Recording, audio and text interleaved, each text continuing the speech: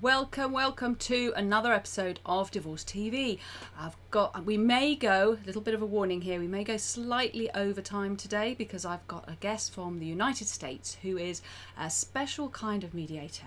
And I say that because, I'll get to that when we get there. So we're going to have we're going to have a very, very innovative and campaigning type of mediator coming on at the expert interview stage, Erika, and then we've got a beautiful healing at the end, which has connotations of mermaids, and I think it's going to be very special. So get ready for that. But of course, now we are moving straight into the divorce news.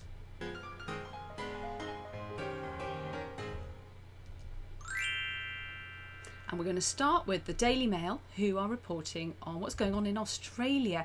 Australian couples are ditching lawyers for artificial intelligence to take financial strain out of the separation and divorce process.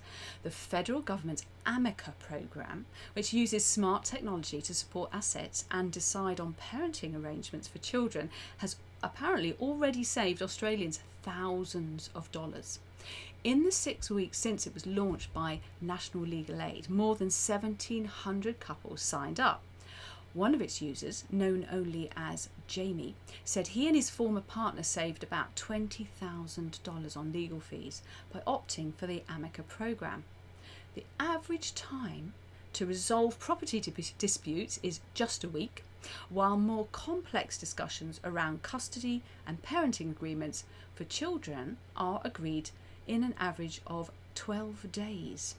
I would suggest these are fairly straightforward divorces, and my concern with all of these things is it's brilliant to have this technology, and obviously the more empowerment you give to couples the better. But it does worry me that if people start trying to sort the financial split out when they haven't actually talked to anybody who has any kind of financial skills whatsoever is not good. So it doesn't mean you can't do your homework, talk to the right experts, and then when you come to just facilitate the divorce admin, then use these things. But I'm sure this will be coming here soon. The next story we've got from Family Law magazine. They're talking about paper-based divorce application, this is in the UK, took 66.5 weeks on average to complete in the first quarter of 2020. So we're going from apparently very quick divorces to very, very slow ones, up from an average of 59.6 weeks in 2019. Boodle Hatfield, the law firm, says the speed of divorce cases outside of the new online application system are expected to slow even further as the lockdown begins to bite harder in the second quarter of the year, hampering the activity of the family courts. Now, the average time taken for a divorce in the UK via digital application at just 20.9 weeks is now just a third of the time taken for a traditional paper application. Recent government statistics show that around 40% of divorces were made through the digital system. So we're all going online, and it does seem to be speeding things up. Emily Brandt, partner of Boodle Hatfield, who hopefully is going to be coming on the show soon, she says the online divorce process seems to be working well, and this is being used as a trigger to close some regional centres in Stoke, Bradford and Nottingham.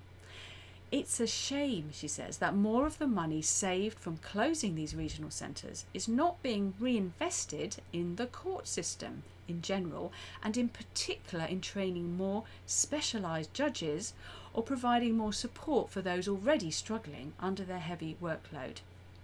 Contested Children Act and money proceedings can be highly acrimonious and stressful, and the parties involved suffer most both emotionally and financially when there are delays, which is increasingly being seen due to the volume of work in this area.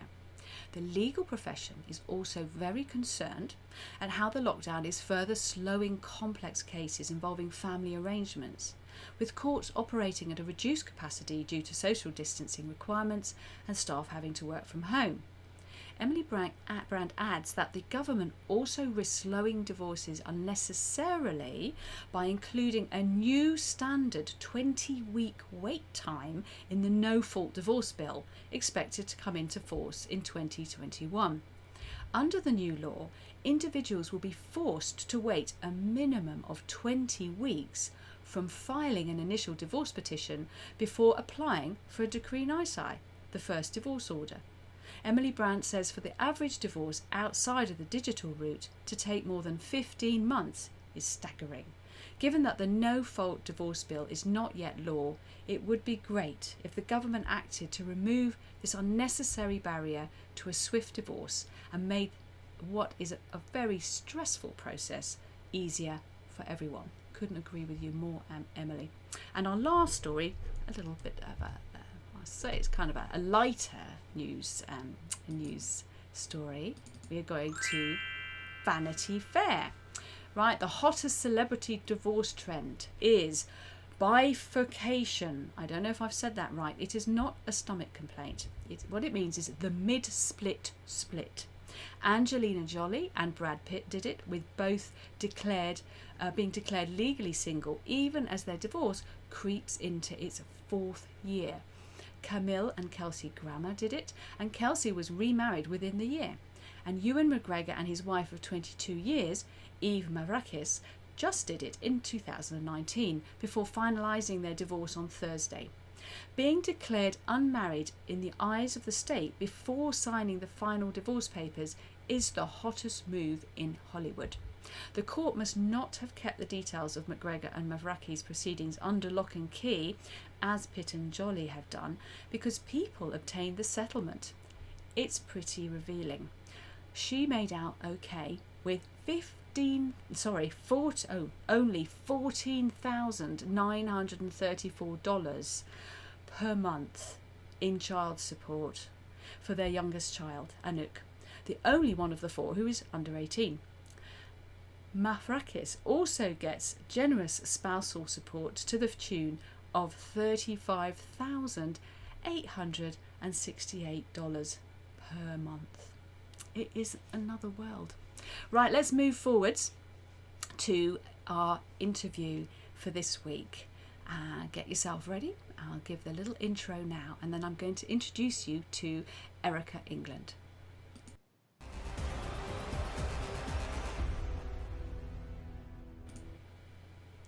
Welcome, Erika. I think I might have called you Annika by mistake at the front, I've just realised. But Erika, this is our first time to actually meet each other, so I'm very, very, very excited. I love the way that you're not just an attorney and a mediator, but you're also a disruptor. Why do you call yourself a disruptor? It's not a mediator type of thing to do. Right. Unfortunately, there are quite a few people in my community that don't love the way that I'm shaking up the divorce process and making it more simple and affordable for people, not only here in Northern California, but all over the world.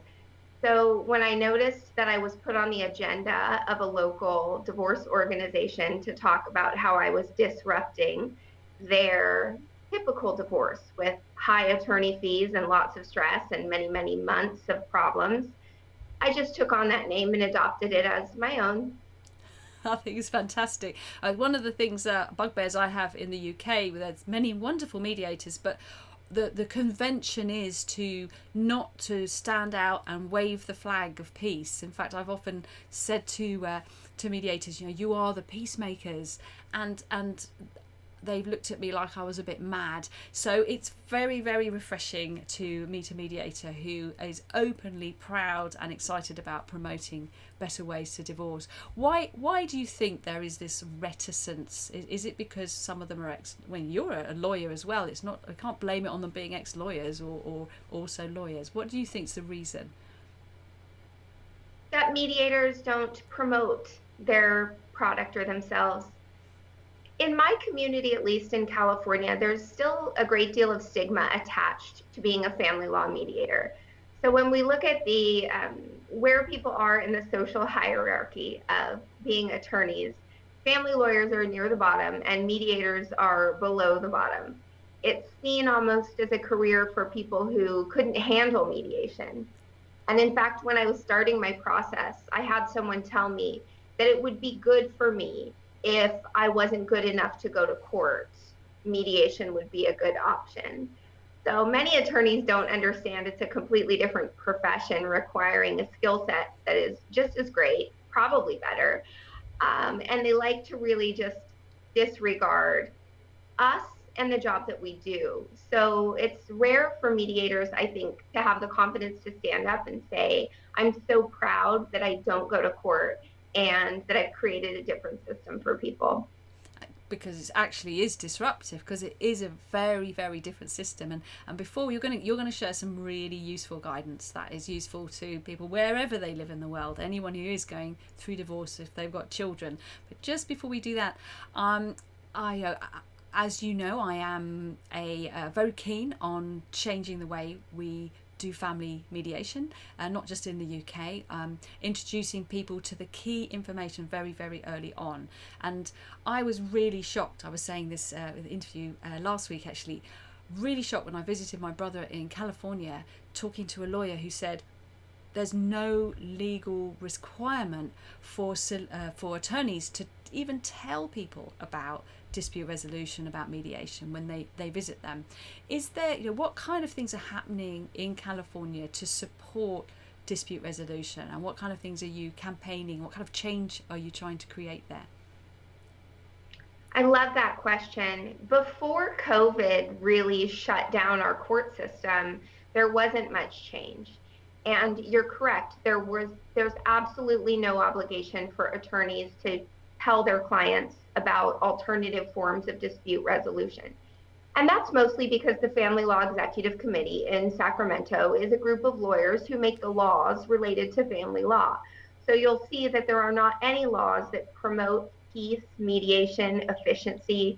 The laws are really designed to uphold the current structure of the litigated divorce system.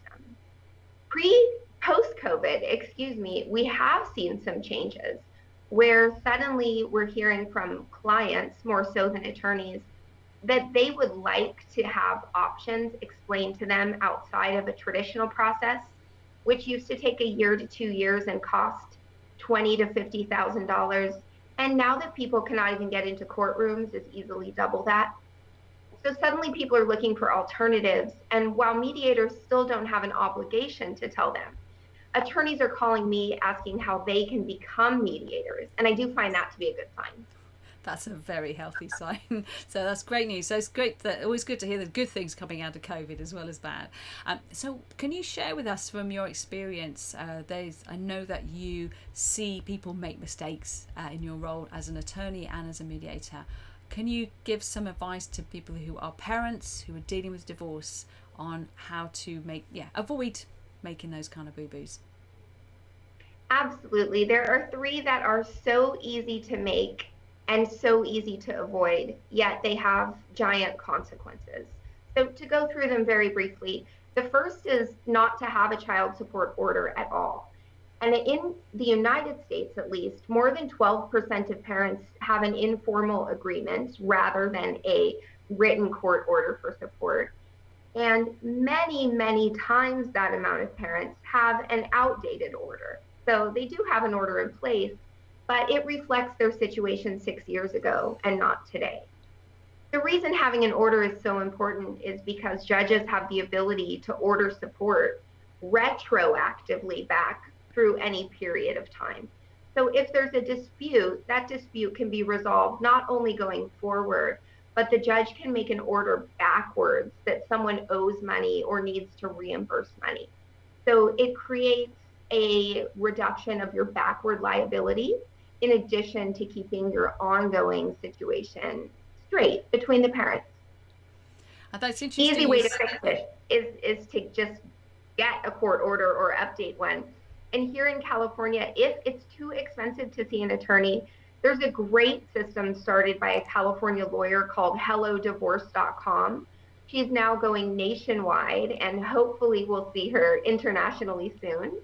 And if HelloDivorce.com is something not available, then many states have something called a certified paralegal or a legal document assistant that can assist in drafting a child support order at about 1/10 the cost of an attorney. That's fantastic. So they don't have to spend a fortune on it, but it's important to do. And in the UK, I know that even people who are, they'll often spend money on solicitors and lawyers right up front, often when they don't really need them. And when it comes to creating what we have the consent order here, which is where it's not just the child support, the finances all together. That's sometimes the bit they don't want to pay the extra to have that put in place, which of course is crazy because people change their minds, don't they? It's doesn't matter how. Absolutely. Absolutely. And I empathize with that because the process, well, it wasn't for me because I had a quite friendly divorce, but the process for most people is so long and expensive and egregious that, as you mentioned earlier in the show, what celebrities are doing now is they're getting a special dispensation to get remarried in the middle of their divorce process. So I empathize with that, but it's easy to make mistakes that have big consequences. And another one of these is getting an order for support, but not including specific details. And it must include in your order, what is the start date, the allocation between your children. So if you have 2 or more children, the same amount of support is not due for each. There's a specific allocation, and you need to know because eventually one of those children will turn 18 and graduate from high school, and then you know exactly how much support to pay. So don't make it vague. Also, yeah, exactly. We want to avoid the big thing. Also, having the details in your order about how parents handle additional expenses. Typically, a judge will simply say additional expenses are shared without helping parents have an understanding of what this means. Is this a high school graduation ceremony and a yearbook? Is it an extra set of glasses just for fun?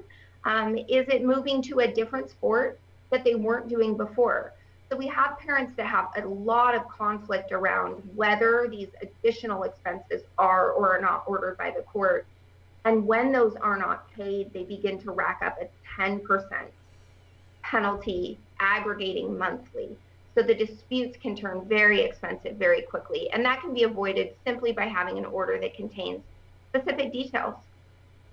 Brilliant, sound advice. It sounds so obvious, doesn't it? But I can imagine how easy it is for people to go, well, yeah, just the general. People don't want to deal with the nitty gritty, which is why I always recommend they work with financial planners because they help them do get the numbers and think of all the things that they would otherwise forget. So, what other top tips have you got for us? Well, before I get there, I will say the divorce financial planner is my secret weapon in the mediation world, and I really wish I could sprinkle them over mediations everywhere.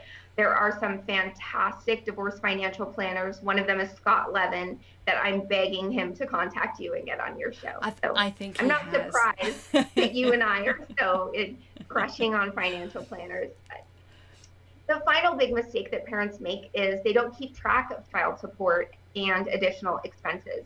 It is very, very simple to have a system to use to track support payments, expenses, and reimbursements, but often parents don't. And I have 2 children. I'm a divorced mother, and I know that we are paying for things multiple times a week for them, and it gets very confusing very quickly. So if there's a dispute for parents, then they have to go back and recreate those records. Or even worse, they have to pay their attorney $400 to $500 an hour to recreate those records. So a very simple answer, and this is a company that I just took a position with as chief of strategy, is Support Pay. You can find them supportpay.com, but it is the only platform designed to manage child support payments between parents. And we do work with parents nationally and internationally to help them for just $80 a year, keep track of all of their payments, set aside any disputes, resolve problems that they have related to support, and then in the event that they ever do have to go to court, easily just at the touch of a button, download all the records that they need. So even for parents who get along well and have many different payments and expenses for their children, something can always change in the future that creates some conflict. And having just at the push of the button records of everything that has happened really can save a lot of conflict, attorney fees, and court time. It sounds brilliant, absolutely brilliant. Because you get that sense of, oh, I'm sure I'm paying more and I'm sure that's not covered. And it just breeds discontent and it's so unnecessary. If you can just everything transparent, everything clear. And that's support pay. Absolutely. Is that available in the UK as well? Support pay is available nationwide. If you can download it on any platforms, Apple platforms and Android platforms, and you can go to supportpay.com to learn more. But yes, we do work with parents all over the nation right now. And in the UK as well? In the UK as well. So international. Fantastic. I'm definitely going to check that out. And was that your second or your third one? Have you got another little gem for us? That was my third. So have an order, parents, and make sure it's updated. Put the details in your order, and then also keep track of payments and expenses using a system like Support Pay. I'm biased because I work for them, but I work for them because it's the best child support management platform I've ever seen, and it aligns with my goal to keep conflict out of divorced families. So yeah, have an order, make it detailed, and track your payments. And just before you go, can I ask one more question? I wanted to ask with mediation, if there was one thing you could pick, because there's so many people who've never used it, or maybe have had some bad experience of it, because it can be variable depending on who you're working with or how prepared you are before you go into the mediation. Is there one key piece of advice you could give to people who are knowing that they should give it a try, but are perhaps trying to persuade the other partner to engage, because that's often the biggest challenge? Well, that's a question they can always ask the mediator. I always consult with each of my participants together, and I tell them, you don't have to make any decisions here today. It's just to get information. So because my consultation is low key, it helps get both people in. And what I tell my clients, if they're trying to convince their spouse, is to let their spouse know this is free information that might end up making a big positive impact on their bottom line and on the happiness and stability of their lives and the lives of their children. If it turns out that they don't use this information, okay, but it's not going to in any way be bad for them to come in and learn a little bit about a process that, if it works, we know is literally life-changing. So you'd have to be crazy not to at least come and get the information. That's fantastic. I love the way you gently do that, and brilliant to have you on the show. I'd love to get you back because there's lots of other things I'd love to ask you, and I'm really grateful that you made it on. And I shall be tagging you in on this online, so you can put some more information, perhaps some of the things you've talked about, put links in there for us. That would be really appreciated. So lovely to see you, Erika. Thank you so much. Delight to be here. Take care, Susie. And that was cool, and it's just always exciting for me when I meet mediators who are really, really passionate and they want to talk about it. And we're going to check out a lot of those resources. They're not just for the US. The more you use these tools, the easier it is to keep the communication, especially when you're not living together in the same house anymore, and it just keeps everything more peaceful. Now we're going to move on for a brief masterclass. Get ready for learning. So we're going to start with the 5 key stages in your divorce plan, which I started last week, and we're moving on to the second lesson, which is here, letting go to shine. This is just really a summary of that kind of the psychology of the process of you creating your own strategy. So when I say letting go to shine, what I'm talking about is don't get caught up in all the shit and let it drag you down. It's so easy to be caught up in it. You've almost got to think about the whole period of you're being held back by this sort of anchor of the past and that aggro, perhaps with your ex or soon to be ex. You want to be able to cut that loose as quickly as possible, because you need to be able to free yourself up to really think about the future and to start creating a map. I did it this week. I always say this to people I do have calls with, it's 5 years time. Can you imagine where you are, what you're doing? And 99% of the time they're like, they haven't had a chance to even think about what kind of future they want.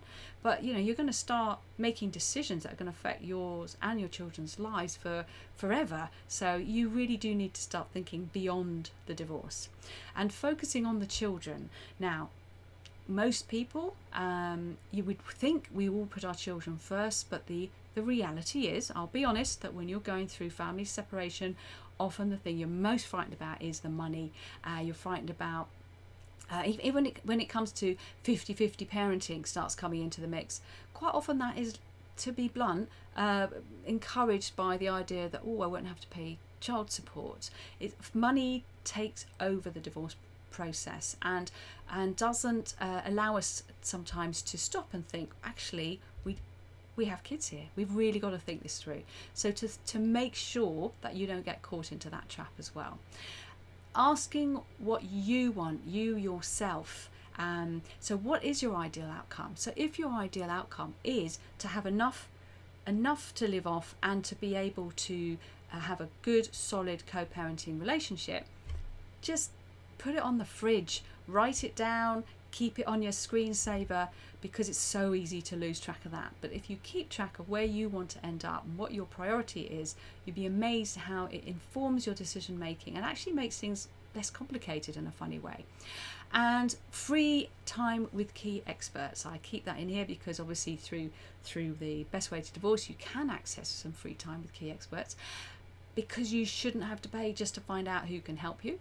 And there's I've got some great people on the Alternative Divorce Directory. I just want to say a shout out to some of them. Quite a lot of them come on fairly recently. So if you're feeling bullied in a relationship, talk to Ruth Driscoll. She is amazing at helping people work with coercive and difficult people. If you're insecure about going back to work or transitioning into a new life, then you've got Jane Parslow. She can help you with that. She's a transitions coach. If you need a very structured step-by-step approach, you're really confused about the divorce, we've got a new member of the team, divorce coach Jonathan Burston, who was on the show the other week. If you want to map out the financial implications, you want to talk to financial planners like Henry Elliston. He's your man for that one, and he also runs many of the divorce financial workshops with me that we do. If you're not feeling aspirational enough about how you're going to grow and manage your money, what kind of career you may have, we've got a new member with a wealth coach. Indra she's come on board, and she can help broaden your mind and also help you feel more in control of your money and how to invest it and to use it. If you've got a few million sitting around and you're not quite sure how to invest that and you want to be really hands-on with it, we've got Christina Reynolds there to help you with that. Roger, sorry. So we've got Formies as well. You've got accountants who can help you, Neil James, and healing with Debbie and Susan. So don't ever think there's not professionals there who can guide and support you. You can talk to them for nothing, just like Erika was saying earlier with her with the invitation to get advice and information about how mediation works. You don't have to pay just to find out what's going to help you. So you've got no excuses. And this will allow you to shine, and it involves a holistic approach. So that's that little piece of guidance there. And we're going to move now forwards into shared stories. This is one I recorded at a Best Way to Split event. And it's a recording of Susan Cowe-Miller, who is a healer. She's been on the show in the past doing EFT, Emotional Freedom Technique. But I really loved her story, and she's going to share it with us now.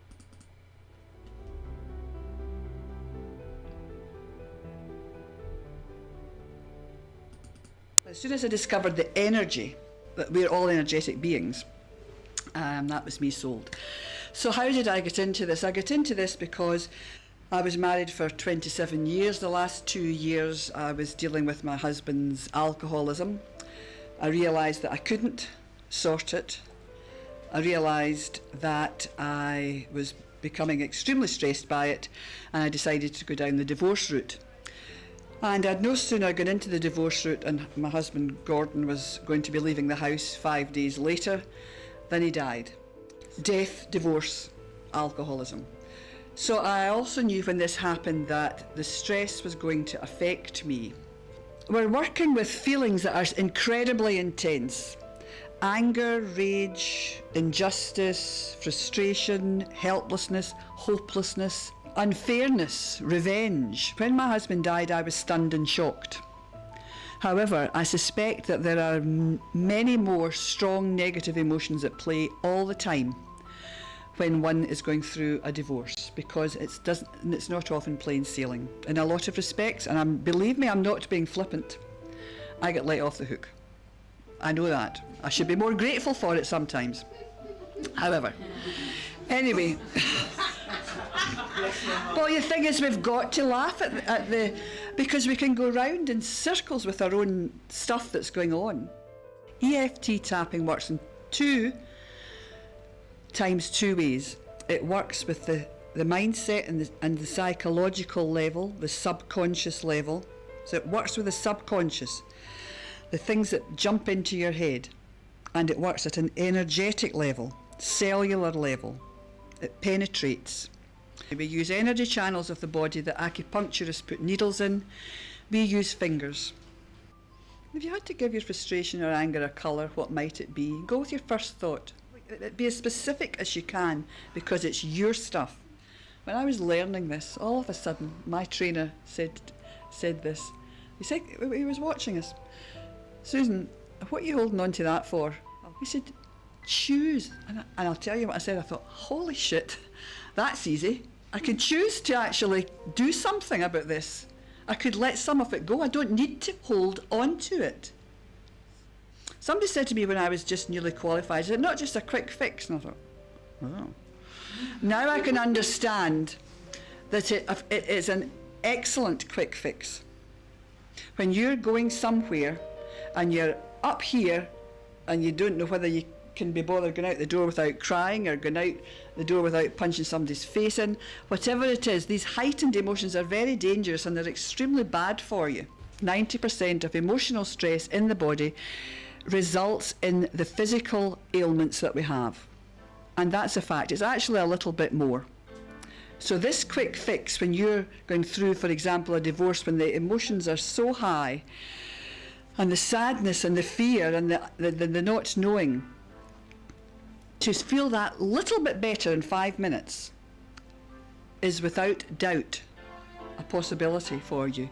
You can think, oh goodness. I remember my now husband here with me was helping me put the banners up. But he can rub me up the wrong way. He was annoying me. And I went through and did some tapping. And the words that eventually came out after 2 or 3 minutes was, gosh, Susan, you've been a bit of a jackass. And I burst out laughing because I was. But it's the release from the stress that makes you realise that if you can lower your levels to deal with life, that's what you want to be able to do. And this is a taster of re-imprinting a message into your whole cellular body. Because we're energy beings, we're energy, and every cell can take on this new message and then bring it up through your arms, breathe it into your lungs, and the final step of this to make this even more powerful is you're going to blast it right out, up into the sky, and you're going to make it go as far as you think it can possibly go. I can help people with any form of stress and anxiety that they have. I fundamentally do a lot of my work with EFT, emotional freedom technique tapping, and developments. 10-minute tapping sessions specifically on feeling helpless, feeling angry, feeling panicked. I'm Susan Cowe-Miller. I'm a company's Hampshire EFT. Brilliant, Susan. I love watching her story. And she'll be on the show soon, in fact, as an expert interview, and because she's doing some amazing kinds of healing work, not just EFT tapping.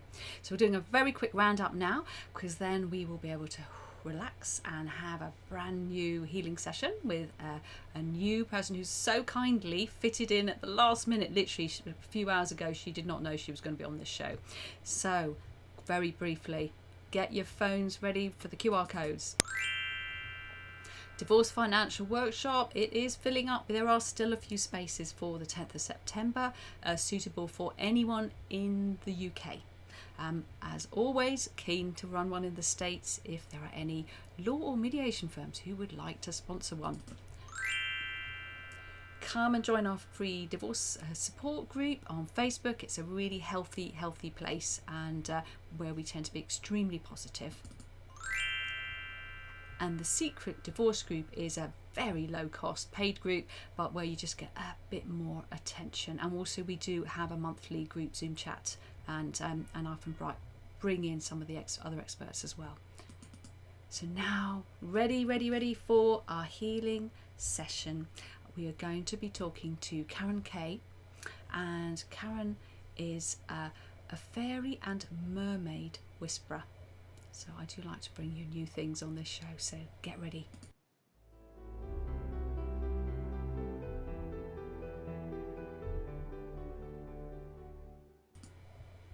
Hello Karen, can you hear me loud and clear?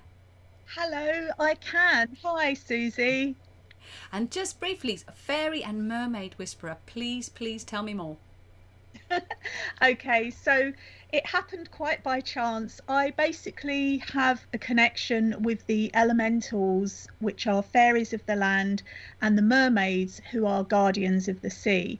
And it's really interesting because, as you just said, I didn't know I was going to be on the show, but actually my connection with the mermaids was strengthened after a 20-year relationship suddenly ended, and I wrote messages from the mermaids, which is a guidance deck, and it was actually supporting myself through the process of separation, which was sudden. It was out of the blue, and it really rocked my world. So I felt such a connection when you invited me to come on the show. And the deck, it's all about healing, acceptance, breaking free, all of the things that we go through when we're in this kind of traumatic, shocking space sometimes.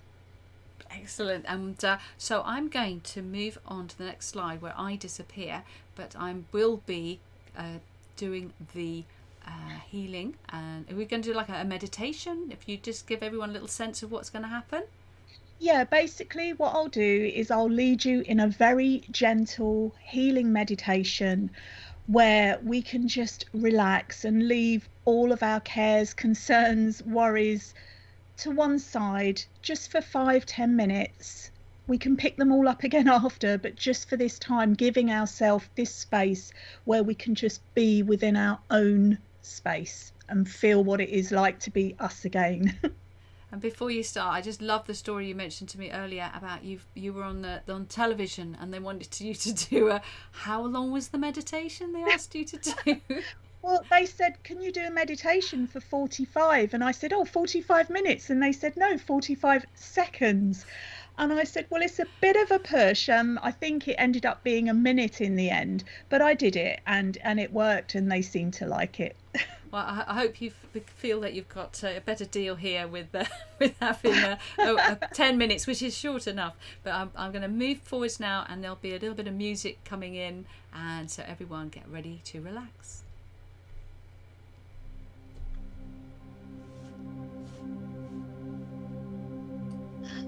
Okay.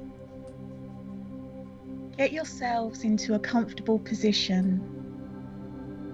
Start to be conscious of your breathing. Breathing in peace, love and serenity, and breathing out any cares and concerns. Breathing in peace, love and serenity, and breathing out any cares and concerns. And again, breathing in peace, love and serenity, and breathing out any cares and concerns. Feel this sense of peace. Now visualize yourself on a beautiful beach. The sand is pure white, the sun is beaming down, and the sea is crystal clear. The waves are gently lapping in and out, in and out, and you feel so peaceful. You could stay here forever. Continue breathing and really embody this sense of peace and relaxation. You decide to walk closer to the sea, just to dip your toes in. You slowly walk, feeling the warm sand between your toes. And as you reach the water's edge, the waves start to gently lap over your feet. It feels so calming and so beautiful. The sea is warm. It's clear, and it laps around your feet, and you feel at one with the ocean. The ocean also represents our emotions. And no matter what we're feeling in this moment, everything is calm, everything is peaceful. And really feel that, really know that you can feel this sense of peace and calm. And if you have any thoughts that come into your mind trying to disturb you, then turn them into fluffy white clouds and watch them floating out of your ears. To return to a beautiful sense of calm, peace, and serenity. You look ahead and you can see a splashing in the distance. You wonder what it is, and as you look closer, you can see a face and a hand waving at you. Feeling curious, you step a little bit further into the sea, not too deep, just up to your calves. And you see that it's actually a mermaid. She is so happy to see you. And you are happy to see her, even though it's quite unusual. She starts to swim towards you, and you notice that she's holding something in her hands. As she gets closer, she stops before you and she shows you a shell. And she asks you to take the shell and hold it to your ear and see what the message is for you. Now, you might just hear the sea, you might hear a particular message that is just for you at this moment, at this time in your life. So you hold the shell to your ear and you listen for your message.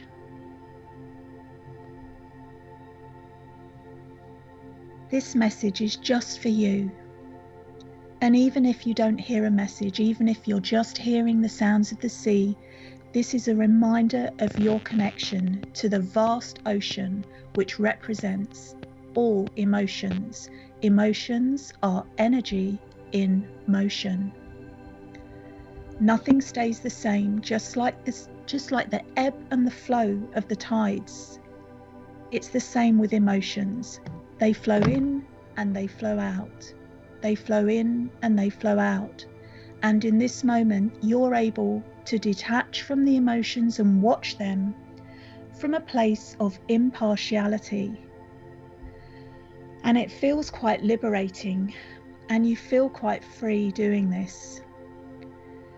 And it's re-energizing also.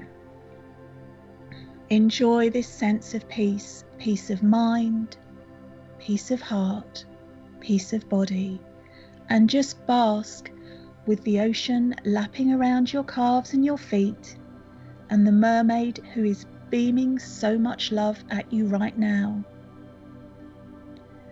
She says that you can share your feelings with her at any time.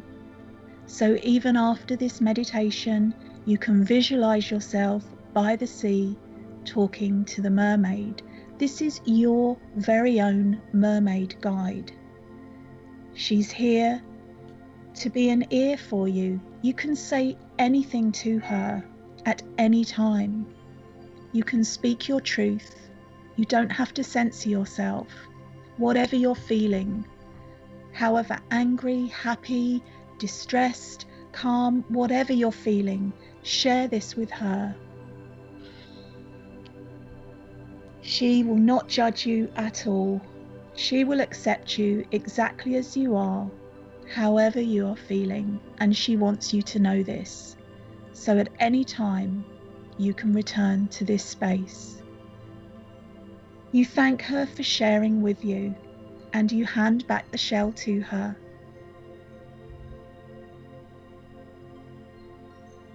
You then wave goodbye to her and you turn away and you start walking back towards the beach.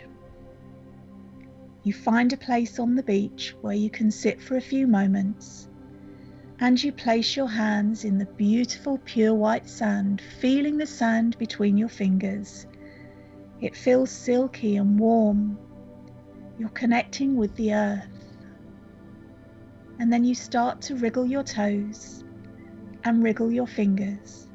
And then when you feel ready, you open your eyes and find yourself back in the room where you started, with a renewed sense of positivity, peace, calm, and relaxation. Thank you so much.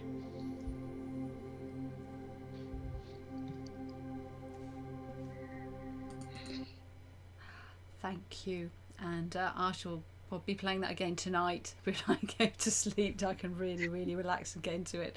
Thank you so much for that. Hopefully you'll be able to come back on the show another time.